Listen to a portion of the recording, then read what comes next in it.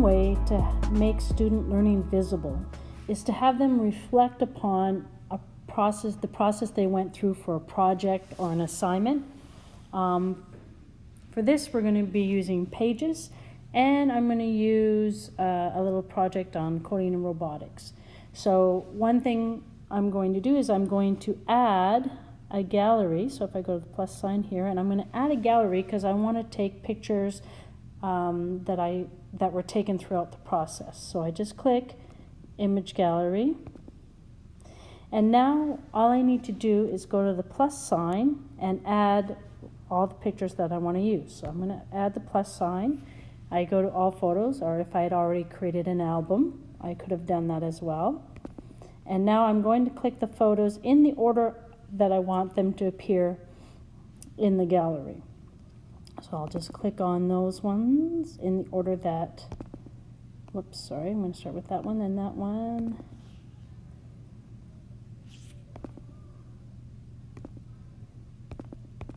Okay, and then I'll click Done. So now you see the photos are there, and if I click this little arrow above here, you'll see the different pictures, and down below I can enter a caption. Now, if you want to rearrange the order of the images in your gallery, as I noticed when I put the photos in, they were not in the order that I want them to be, and I'm going to go to the Format brush. Well, first I have to click on, make sure that it's chosen. Click on the Format brush and then click Manage Images, just right there, and then click Edit. Now you'll see these little lines. Those lines, if I click on that, they allow me to move the photos. So for example, I'm going to put this one first. So I'll just rearrange these quickly, and whoops, this one. And then I just click Done. And other things I can do is I can say have the same caption for all the images, or I can change images. I can also put a description in if I want that allows for assistive technology for it to be read. And if I want to arrange, these are some of the editing things. I can have it, the whole gallery, so the text goes around it automatically. That's the way we're going to stop it there. So now that I've done that, I'm going to start adding in my captions. So right here where it says type to enter caption, I just click on that and I start typing.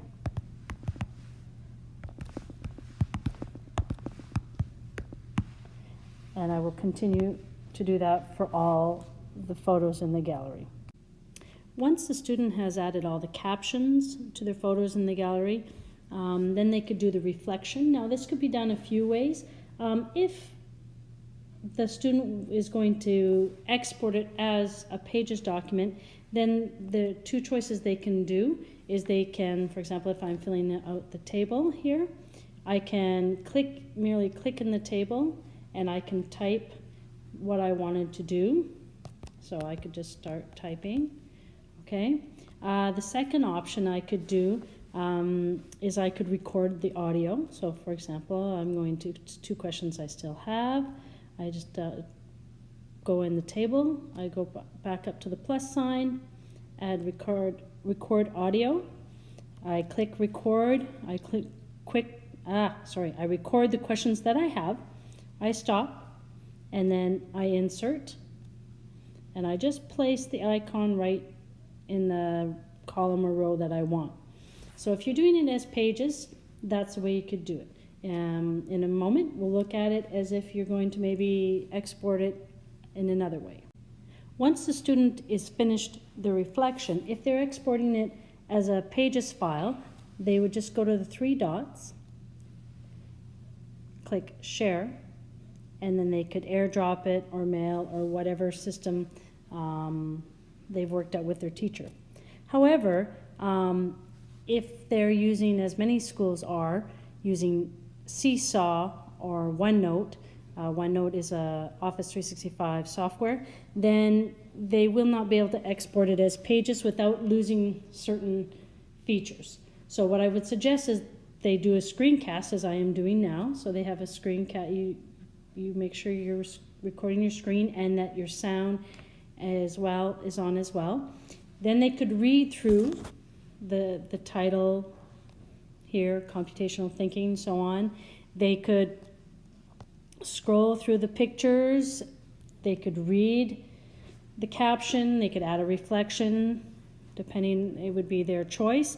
And down below here, they could either just read what they've typed, or if they click the icon here, it'll play whatever sound, whatever they recorded for that.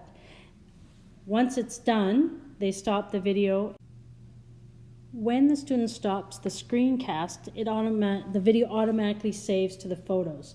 So the student would then go into their photos, click on the video they wish to send to the portfolio, click the push out arrow, and then they could choose Seesaw or OneNote. Of course, that would be here, and of course those apps would have to be installed on the iPad for that to work.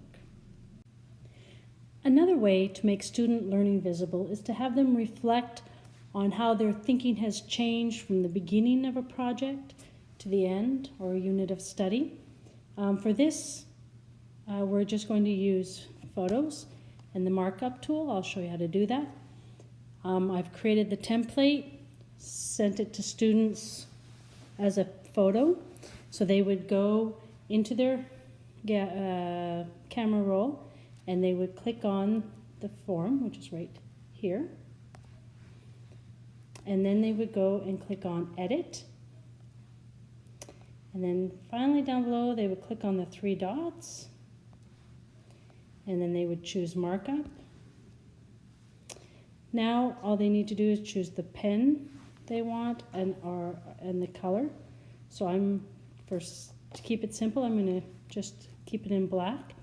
So I've chosen my black. I used to think, let's say, all robots used the same language. Now, if I had other ideas, I could write other ideas, and then I would just go over into the Now I Think side and write my ideas there as well. Once all my ideas were written, I would click on the Done button and click Done again. And then I just click on the push out arrow, and once again I could either airdrop it to the teacher or I could send it directly to my Seesaw or my OneNote if those were the tools I was using. If a student wanted to show their progress in reading, for example, their fluency, their ability to read with expression, their ability to follow punctuation rules, they could take a picture from a book that they're reading. For example, this page was taken from Liar Liar by Gary Paulson, and then they could read the page or part of a page aloud during the screen recording. I'll read the first paragraph to show you what I mean, and I could even, if I wanted to, use the assistive touch to show where I'm reading. So I'm going to move this aside so that I can concentrate on my fluency. So here it goes. I'd skip 4th period math and send Mr. Myers an email alerting him to the fact that I'd taken over the room 82 alternate. He'd be impressed by that because he'd run for town council once and was always talking about what a pleasure and a privilege it is for one citizen to serve another. Okay, so the student could continue. Once the screen recording was done, the student then can export the video via AirDrop or Seesaw OneNote, as we mentioned in the previous examples. Using the same text, the student can do a number of other things as well. They could use markup tool to go to the edit. Again, at the 3 dots, markup. I have to make sure live photos are off, so I'll click OK. And then I could use different colors. I might underline or circle new or difficult words that I had. I could use a color to circle favorite parts, or talk about, maybe circle a part or make notes about how a part made me feel. So it just gives you a good picture of what's going on in the student's mind, again, making the learning visible while they're reading.